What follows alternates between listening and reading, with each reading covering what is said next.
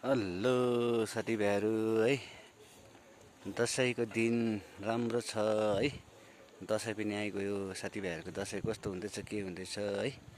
आज फुलपातीको दिनमा हाम्रो ग्रुप फरेस्टको यसो भिडियो गरेको सानो है, मिनी ब्लग गरिरहेको छु है। के कसो लाग्छ तपाईँहरूलाई है, हेरेर यसो लाइक कमेन्ट गरिदिनु होला है।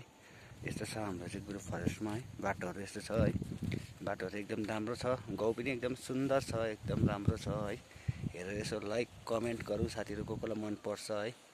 मन परिदिएकोमा लाइक र कमेन्ट हिर्काइदिउँ है। यस्तो छ है साथीभाइहरू हाम्रो ग्रुप फरेस्ट है। अहिले चाहिँ फ्री हाल पुरा हरियो परियो छ भनौँ न। अब अलिक दिनमा चाहिँ फेरि रातै हुन्छ, हिउँदो लागेपछि केही हुँदैन है।